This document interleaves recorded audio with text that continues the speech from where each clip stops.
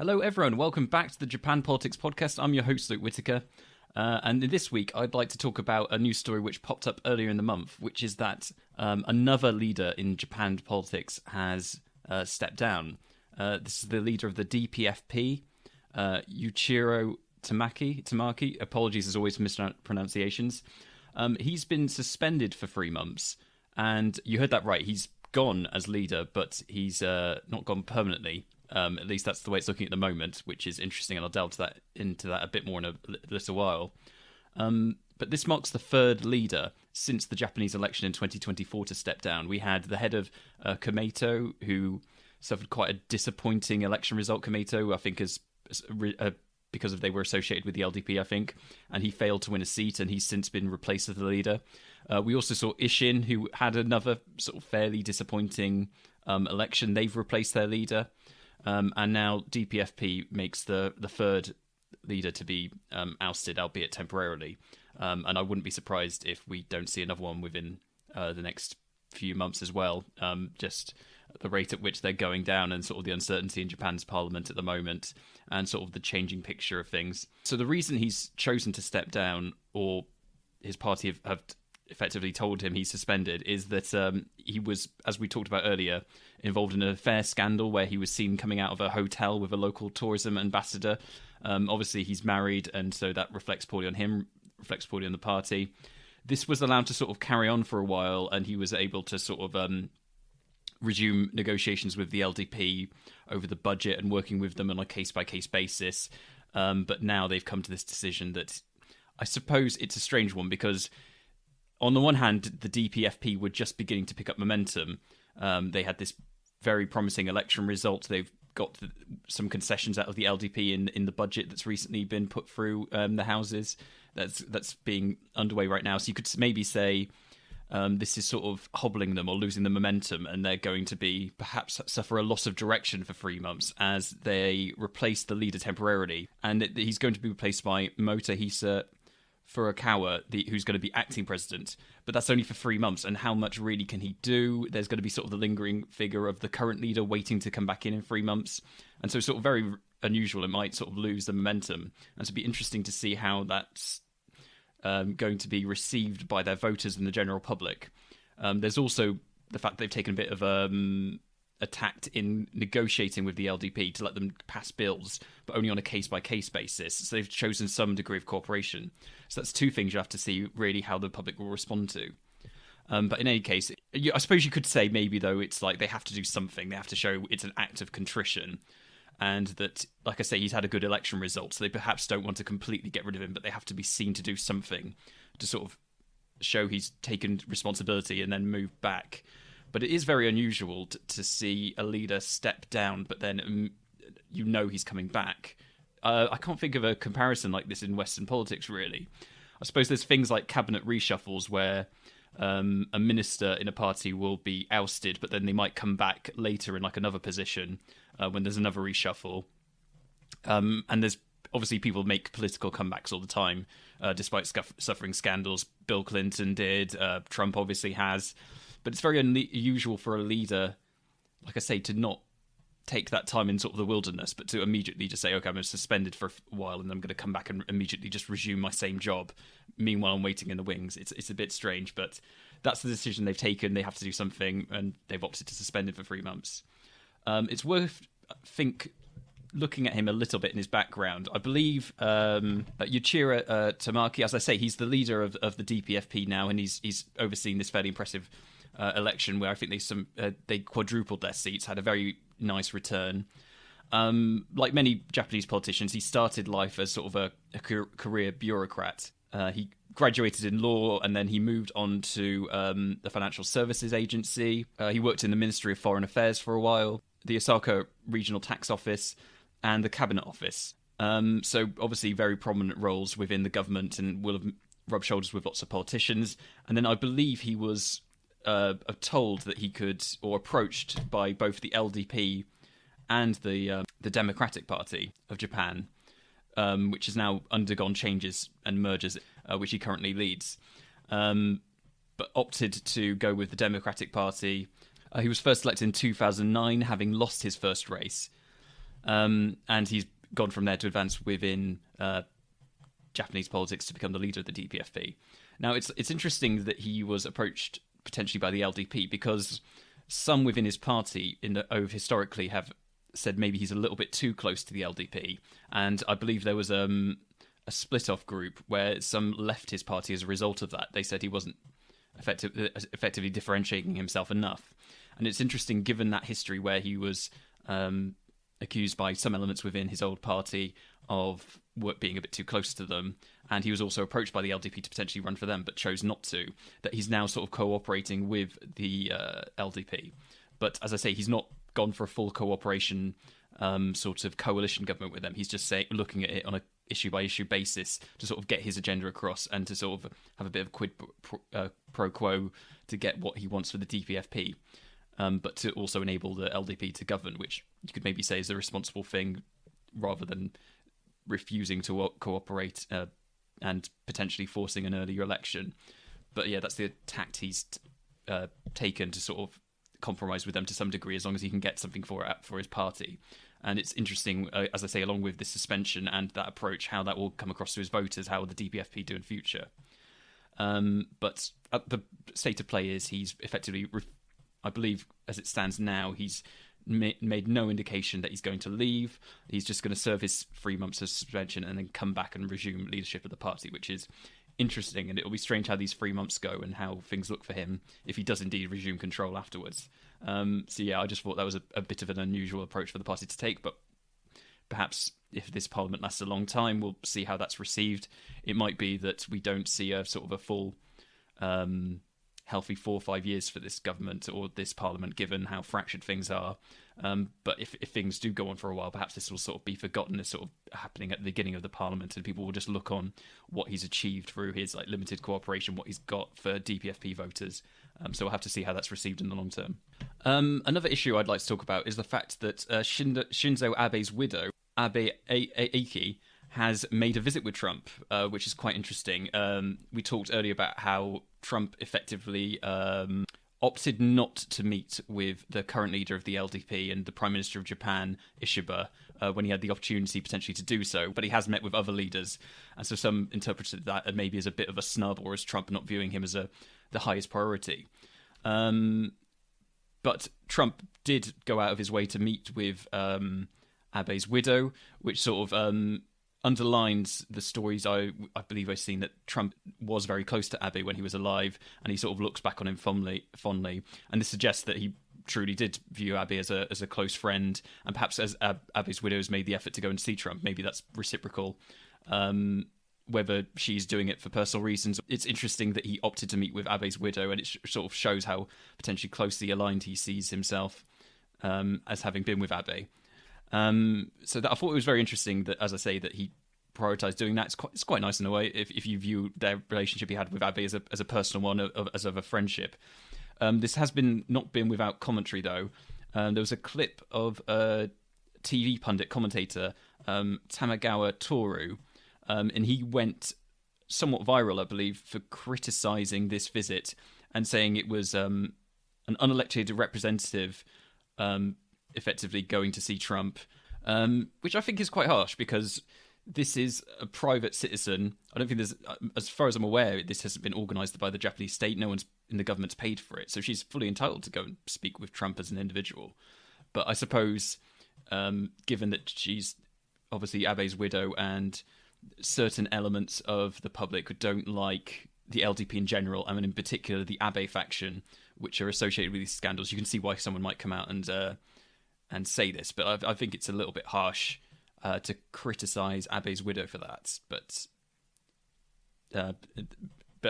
as you can imagine, people see her as representing Abe and the Abe faction, and being a continuation of that, and obviously still meeting Trump presently goes back to this the relevancy of that faction in the party, and shows that they still, of course, have influence. And of course, there's many Abe politicians like Tamaki, who lost the election to Ishiba, sort of waiting in the wings. And so perhaps it sort of underlines the fact that the Abe faction is still out there, and many people have their own view on that, given the scandals they attracted. And according to reports, aside from just discussing general, memories of Abe and it being a personal meeting at Mar-a-Lago, they're meant to have discussed global affairs, including Taiwan and Japan's security situation. If you could maybe see this as interceding on sort of because Ishiba's not had been able to make this earlier meeting with Trump. Maybe she's sort of going there to sort of, as I say, discuss these personal issues, remembering Abe, and there's a sort of a personal relationship there. Maybe she's also thinking, I need to do this for the party of Abe. I need to sort of put Japan's interests first, and as Ishiba's not been able to make this personal connection, I need to sort of emphasize Japan's interests and get Trump thinking about that as he's not been able to meet Ishiba. So maybe there is sort of a motivation for her to do that, and maybe that's why she went. It'd be interesting what Ishiba thinks about this, and if he had any foreknowledge of her going to meet Trump and what he would have thought about it. As I say, she's not necessarily from his faction of the party. He's been an outsider at Ishiba for years and has not been part of the Abe faction, but perhaps he would have wanted her to meet Trump anyway, just because it emphasizes Japan's interests and gets that more to the forefront of Trump's mind. So it'd be interesting what he thought of this and how things go from here with Ishiba and Trump and their future meetings, and how this sort of Taiwan-Japan security situation develops. Now, I mentioned a moment ago Takechi, the former, I suppose you could say, front runner to take over the LDP, who ultimately lost to Ishiba in the runoff. She's, as I say, is out there as a sort of a focus of, I suppose, an alternative to Ishiba, and gets in the news quite often. She's entered the news this week because she's weighed into sort of the separate surname issue in Japan. And this is very much a political issue in Japan that's been under discussion for some time. Different parties have different political stances on this. But Japan is the only nation, I believe, where married couples must use the same surname. They can't hyphenate or go with some sort of compromise, keep their own separate names. And it's sort of very much based on tradition that they have to legally share the same surname once they're married. And there's been some proponents of reforming this. This has been on discussion for some time. Some parties are in favour of reforming this and to sort of soften the approach, but I suppose it seems more conservative, traditional, to sort of not allow reform on this issue and say that this has been what we've always have. That's how marriage and tradition has worked in Japan, so we should stick with it. And I mentioned Takechi because she's come out against this. There's been legislation discussed to allow separate surnames, and that might be proposed potentially in Japan's parliament. And Takechi and other elements within the LDP have been vocal against this, and so she's sort of positioning herself as an alternative, and saying that we should not propose this. And my instinct is that this is pure speculation on my part, that it's hard to imagine that this will happen, just given how fractured Japan's parliament is currently. It's hard to imagine something. I think there is perhaps momentum towards discussing this in general, but it's hard to imagine in this parliament, when things are so fractured, and that within the government itself it's quite divided, that this will happen. And I think Takechi and others of the more conservative wing of the LDP are saying that you can just continue to use a maiden name as a sort of not a legal name, but just refer to yourself as that, as like a way around it. And also that you're potentially alienating your more conservative base by taking a measure like this to sort of change the tradition of naming and how marriage works in Japan, which perhaps, given that there are these sort of populist parties emerging like Sansito and the Conservative Party of Japan, there might be something to that, although they only have 6 MPs between them. But perhaps you could say sort of now's not the time to hand the momentum, I guess, would be the argument within sort of the right-wing elements. Although maybe if you can pass this as a sort of a cross-party group, there might be a bit of a consensus, and then perhaps it can be sort of dealt with and sidelined effectively if you get it through as sort of a cross-party measure, and then there'll only be sort of these populist parties to oppose it, and maybe most people will just say, well, it's been passed and it's moved on. You could argue it both ways, really, but it'd be interesting to see where this goes.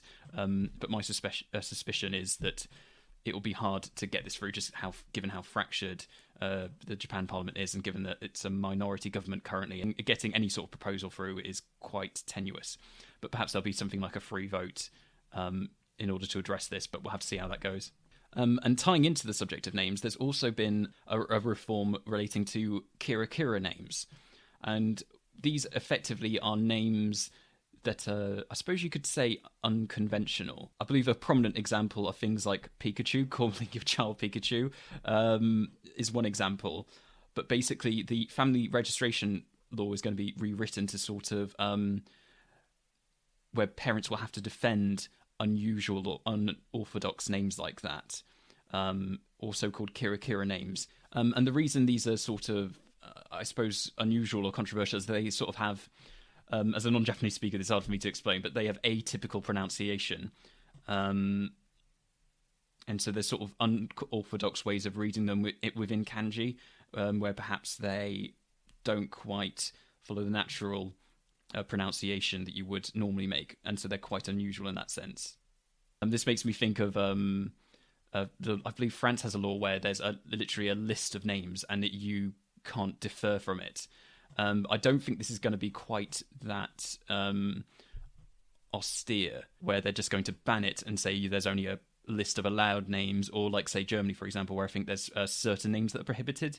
But I believe parents are going to have to provide a written defence of why they want to name their child this particular way under the new law. And I think there's concern that there's sort of these unusual, sort of, I guess, trendy, unusual names has gotten a little bit out of hand, which I guess is controversial. But I suppose you have to think that ultimately, if most people are going to see this name as unusual, the person's going to have to live with this. It's funny calling a child something unusual, like, or you could argue it's funny calling your child something unusual or cutesy. Like, I think Elon Musk named his child something very unusual, where it's just like a string of letters. But ultimately, someone's going to have to live with that as an adult, put it on CVs, and stand behind that their entire life. So I suppose, I guess it goes down to how austere and harsh this is. Maybe there are some names that are not completely ridiculous, that are just slightly out of a normal naming convention, and language and names evolve over time, obviously, and you have to be a little bit flexible with that, I think. But I suppose the proof will be in the pudding of just how harsh the denials from this law, if it passes, will be, and whether people are willing to be flexible in considering just slightly deviated name change. But yeah, we'll have to see how that goes from there. Next up, I'd like to talk about a mayoral election, in which case quite a young man, a 40-year-old, has caused a little bit of you could argue, an upset by defeating an incumbent. The 40-year-old Shinya Hamasaki, a former Ministry of Land Infrastructure, Transport and Tourism official, has defeated an incumbent, 75 years old, Keizu Nagami, who's 75 years old. This was his third term he was seeking, and so he's quite the incumbent because he was seeking a third term, and he's endorsed by the LDP, Komeito, so the governing coalition, effectively, the minority governing coalition, as well as the Japan Restoration Party and Tokyo Citizens First Party. But he's been defeated by this young man. This is quite a small city, and he's won in, like, there was only 63,411 votes at 42% turnout. And I believe he's beaten this coalition of the governing party in like a third term incumbent, or he would have been if he'd won. And I believe he's come out fairly critical of the existing government and said that there's not been enough childcare support from the government, and they're not doing enough for childcare and to support parents. And he's calling for sort of a revamp in the existing government's administration to invest more in education and childcare. And he's calling for measures like free daycare, which is something that's been on the forefront very much in politics recently. Tokyo's discussing bringing in free childcare, and it's something that's very hot button given the ongoing concern over Japan's birth rate and the sort of the population and the population mix of Japan. So that message appears to have got through, or perhaps people are just, you could maybe argue it's maybe there's a little bit of an anti-incumbent mood. As I say, the LDP Komeito didn't have a particularly good election. They've gone from being the governing majority to being a minority government, and they suffered a bit of a loss. So maybe this is tied into that. I think it's interesting that potentially that mood's carried over, and also that this childcare message seems to have got through, and people are looking for a change in the city. Now, as I say, it's a fairly small mayoral election, but that you see, there's been a few upsets recently. like the Governor Saito election, where he ran this sort of, I suppose you could call it populist, or harsh critics of Saito would call it an anti-truth campaign, where he was saying there was sort of a conspiracy to hound him out and he was running for the people, and lots of mainstream parties lined up against him, but voters chose to stick with him.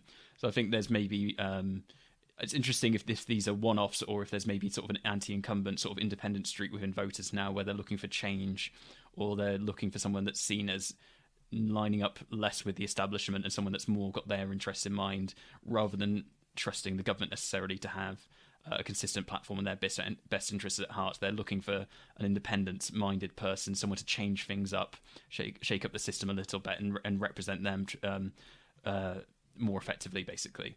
So it's very interesting that there's been another mayoral upset in that sense, and I have to see what he does from there. And good luck to him as a young mayor. Let's see how he does. So that rounds up the political stories I'd like to discuss. For any other news, I'd like to discuss sort of a business issue. And there's two mergers that are being discussed, which are quite interesting. One is the proposed, I guess you could call it a super merger, or the creation of a super group, where Honda and Nissan apparently are discussing tying themselves up, which would create quite a massive company.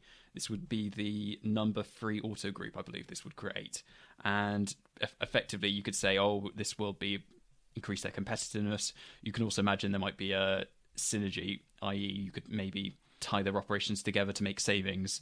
And this would be quite a move. And I suppose you could argue this would make them in a better position to face the transition to electronic cars and sort of the shift in the market in that respect, and adapt to the change in technology in that. But it'd be interesting to see if that goes through. And there's also been the discussion of a merger between the Sony gaming company, Sony, and Kadokawa Gaming, which is the developer of Elden Ring, I believe, the publisher of it. So there was obviously Sony's had some recent failures within gaming. They've had some financial losses, and I think I saw a lot of gamers were very concerned that this would effectively be bad for Kadokawa if this merger were to go ahead. So there was a lot of upset at that, and there's been a lot of consolidation within gaming and mergers and acquisitions recently. So you could argue effectively there's less choice in the market and consolidation going forward. In the end, it looks like that's not quite happened.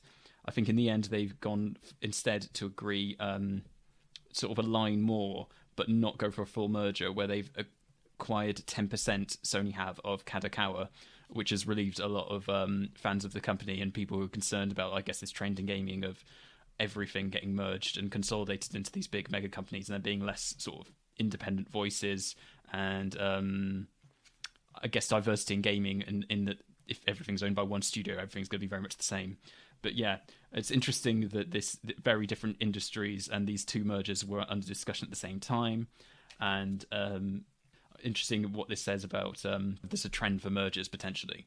But I just thought it was interesting to see the reaction of this, of just like people being appalled at the sort of the Sony merger, and then for it in the end not to happen, and also have to watch this Nissan Honda merger, because I think that could have massive consequences on manufacturing in Japan. They're very old established companies with a lot of employees, so I have to keep an eye on that one to see if that goes ahead. But I just thought that was two very interesting stories there.